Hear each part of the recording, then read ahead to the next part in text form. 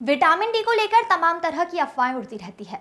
Allopathy के doctor ने इंसान को इतना डरा दिया है कि वह अब खुद बिना डॉक्टर के रिकमेंड किए मेडिकल स्टोर से विटामिन खरीदकर खाने लगता है। विटामिन डी कितने प्रकार का होता है, बिना दवाई के विटामिन डी को कैसे पूरा किया जा सकता है और विटामिन डी खाने से कितने बड़े नुकसान हो सकते हैं, इस सब्जेक्ट को लेकर हमने काशीपुर स्थित होम्योपैथी के मशहूर doctor Rajneesh Sharma MBBS MD homeopathy से इस पर विस्तार से चर्चा की और जाना विटामिन डी की पूरी सच्चाई। जो राज खुले तो दिमाग ही घूम गया। हो सकता है यह जानकारी आपके भी किसी काम आ जाए।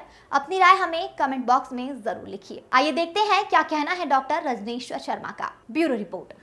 मेडिकल साइंस को इंसान जैसे जैसे बहुत ज़्यादा अपनाता चला जा रहा है, हर चीज़ की जांच सबसे पहले डॉक्टर लिखते हैं और जांच के आधार पर ही उसके बाद में उसको दवाई दी जाती है। तो ऐसे में सबसे ज़्यादा जो दिक्कत लोगों के सामने आ रही वो ये आई कि जो उनके अंदर विटामिन डी होता है, विटामिन डी की कमी से क्या दिक्कतें होती हैं, उसको जांचने के लिए डॉक्टर जो है वो रिपोर्ट कराते हैं और उसके बाद विटामिन डी देने के बाद उसकी कमी को पूरा करने की कोशिश करते हैं और साथ ही उसमें विटामिन डी पूरा होता भी है या नहीं होता है, इन सब चीज़ों को समझने के लिए आज मैं इस वक्त डॉक्टर रजनीश शर्मा जो कि सुविख्यात डॉक्टर हैं, होम्योपैथिक के MD हैं, उनके पास मौजूद हूं और मैं उनसे ये जानूंगा कि ये विटामिन डी आखिर क्या है और फिर विटामिन डी की जो दवाइयाँ दी जाती हैं उससे क्या वो सेफ होती हैं, कहीं उनसे नुकसान तो नहीं होता, विटामिन डी कहीं कोई और दिक्कत तो आदमी के अंदर खड़ी नहीं करता, क्योंकि विटामिन डी जो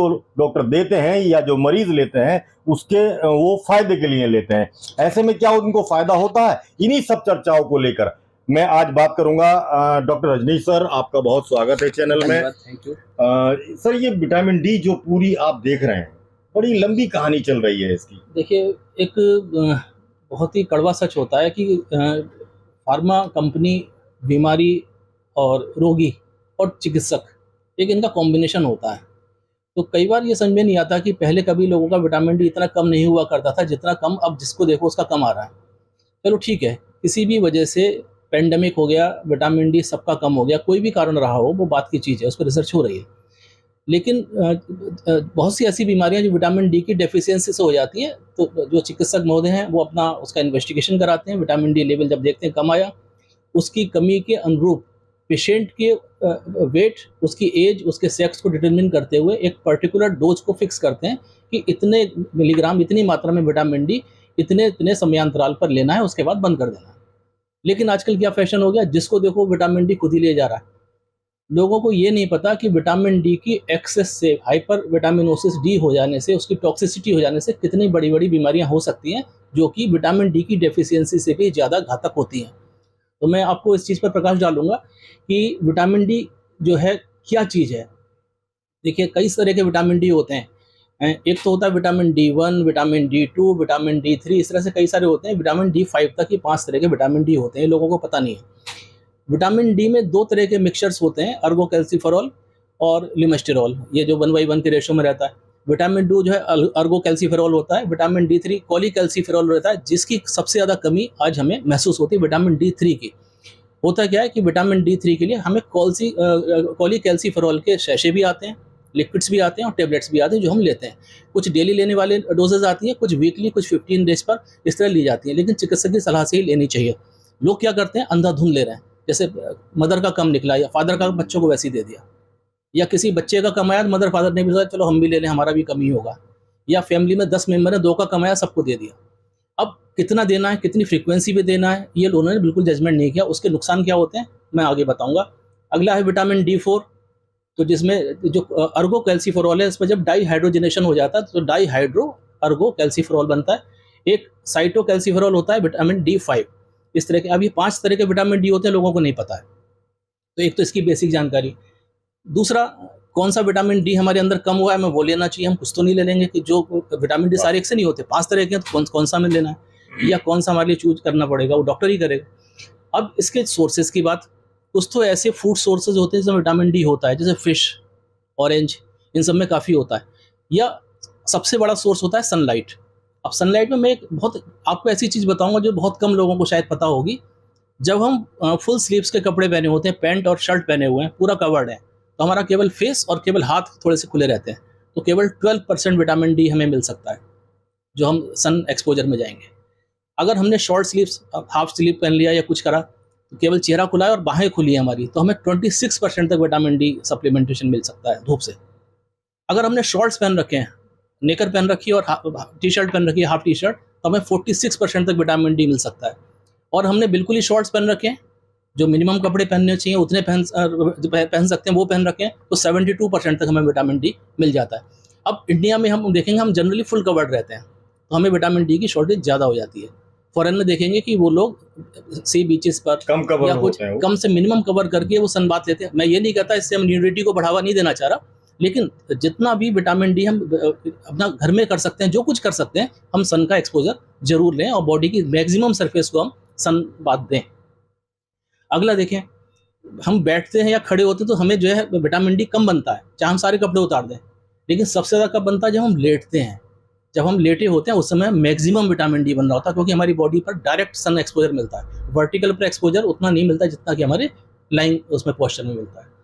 अब डाइट की बात करूं, कॉड लिवर ऑयल या salmon fish, salt fish, orange juice जिसमें विटामिन डी से फोर्टिफाइड वाला, मिल्क या योगर्ट, दही जिसे बोलते हैं, सार्डिन। अब जैसे जो नॉन वेज है उसमें लिवर के अंदर बहुत ज़्यादा मिल जाता है। इसके बाद आ जाइए, बीफ के अंदर बहुत है जो खा सकते हो, एग के अंदर विटामिन डी मिल जाएगा आपको, और कुछ ऐसे सीरियल्स हैं, ऐसी दालें हैं जिनके अंदर विटामिन डी मिल जाएगा। चीज़ के अंदर विटामिन डी आपको काफ़ी मात्रा में मिल जाता है। अच्छा सर, आपको रोकूंगा मैं, मीट के अंदर खास तौर से सबसे ज़्यादा किस चीज़ में विटामिन डी सबसे ज़्यादा तो बीफ में होता है, लेकिन बीफ मैं रिकमेंड नहीं कर सकता। जो लिवर ले सकते हो मटन का या चिकन का, जैसे भी, उसमें उनको अच्छा खासा मिल सकता है। नहीं तो जी। फिश बेस्ट है। कॉड लिवर ऑयल कैप्सूल्स भी आते हैं और फिश ऑयल वैसे भी ले सकते हैं और फिश भी डायरेक्ट खा सकते हैं, इनमें मिल जाएगा। बाकी पीचेस हैं, बर्कली है, पपीता है, जितने पीले फल हमारे पास होते हैं इनके अंदर। अब एक आप देखें, स्वीट पोटैटो जो होता है, शकरकंदी, उसके अंदर बहुत ज़्यादा विटामिन डी आपको मिल सकता है। इसके बाद आप पपीते में बताते हैं गाजर में, 42% हाँ, कैल्शियम। जितने पीले फल हैं, पपीता है, गाजर है, या एप्रिकॉट, आड़ू है या खुमानी है, इनके अंदर अच्छा खासा, और आम के अंदर, इनमें अच्छा खासा विटामिन डी हमें मिल जाता है। अब देखिए, विटामिन डी जब हमारी बॉडी में आता है तो फिर उसका डाइजेशन भी होना चाहिए। बॉडी में बन गया तो ये इनर्ट फॉर्म में होता है, इसको एक्टिवेट करती है हमारी, उसके कैल्शियम को गट के मीडियम से हमारे ब्लड तक पहुंचाता है, जो हमारी बॉडी में सप्लाई हो जाता है। अब मैं शॉर्ट में थोड़ा सा बताऊं टॉक्सिसिटी के बारे में। अब विटामिन डी एक्सेस में हमने खा लिया, कैसे? खूब धूप से भी बना लिया, डाइट से भी ले लिया, और डर की मारे हमने दवा भी खा ली। अब टॉक्सिसिटी हो गई, तो इससे क्या होगा?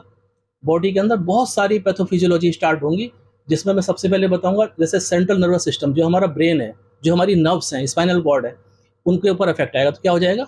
लेथार्जी, थकान, कमजोरी, कन्फ्यूजन से स्टार्ट हो जाएंगे, मसल्स रिलैक्स कर जाएंगे, अच्छा बोलते हैं हाइपोटोनिया, मसल ढीले पड़ जाते हैं।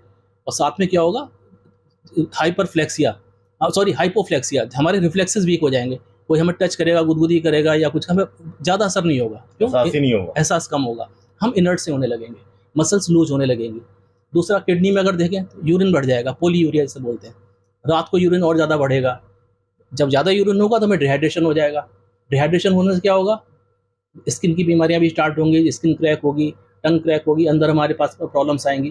किडनी के अंदर कैल्शियम ज़्यादा डिपॉजिट होने से क्या हो जाएगा? नेफ्रोकैल्सिनोसिस, किडनी के अंदर बहुत ज़्यादा कैल्शियम चूना जमा होने लगेगा, किडनी खराब हो जाएगी, किडनी फेल हो जाएगी। अब पेट में आ जाएं, गैस्ट्रोइंटेस्टाइनल सिस्टम में क्या होगा? नोजिया होगा, मितली आएगी, जी मिचलाएगा, भूख खत्म हो जाएगी, एनोरेक्सिया हो जाएगा।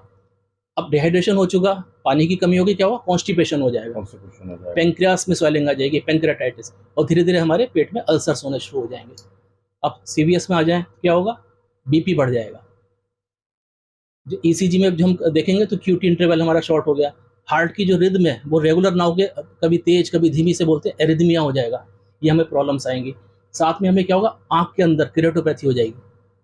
हियरिंग लॉस, जो हमारी ऑडिटरी नर्व है वो एट्रोफी हो जाएगी, हमें सुनाई देने में दिक्कत आने लगेगी। सारे नुकसान होते चले इतने नुकसान हो जाएंगे कि हम इनको, अगर हम बड़ा नुकसान की अगर बात करें, बड़े सबसे बड़ा नुकसान तो किडनी फेल है, कन्फ्यूजन है, और हमारा एरिथमिया, जो हार्ट के अंदर उसकी रिदम कंट्रोल होनी खराब हो जा रही है, उससे हमें क्या होगा? हमें कभी कार्डियक अटैक भी आ सकता है। ये हमारी प्रॉब्लम्स विटामिन डी के एक्सेस से होंगी।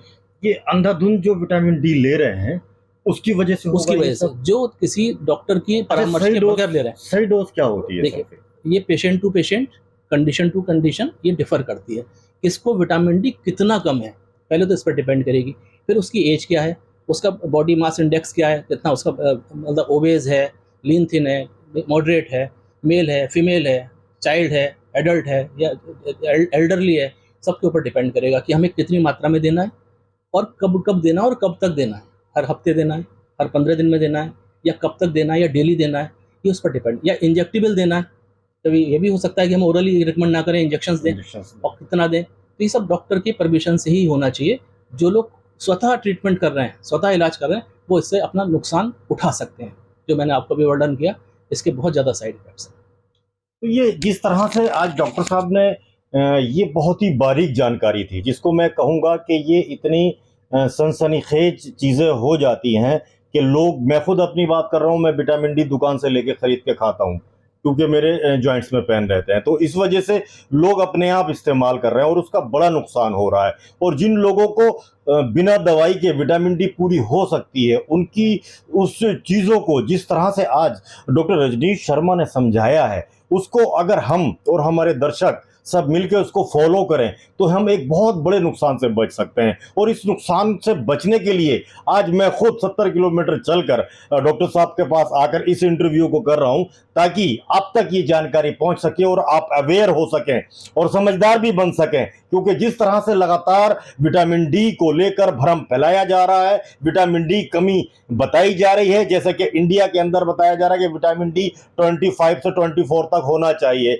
25 तक होना चाहिए। इसके अलावा कंडीशंस हैं, लेकिन जिस तरह से ये जो भय फैला रखा था विटामिन डी का, आज इसको पूरे राज को और पूरी कंडीशन को खोल के रखा डॉक्टर रजनीश शर्मा ने, और इससे बचने के जो तरीके बताए हैं ये बहुत ही अच्छे हैं। इसको आप भी अपनाइए, हम भी फॉलो करेंगे और उम्मीद करेंगे कि आपको हमारी ये जानकारी डॉक्टर साहब के जरिए पसंद आएगी, और पसंद के साथ में आप अपनी राय कमेंट के जरिए हमें बताना नहीं भूलिएगा। R1 टीवी के लिए फहीम खान, काशीपुर।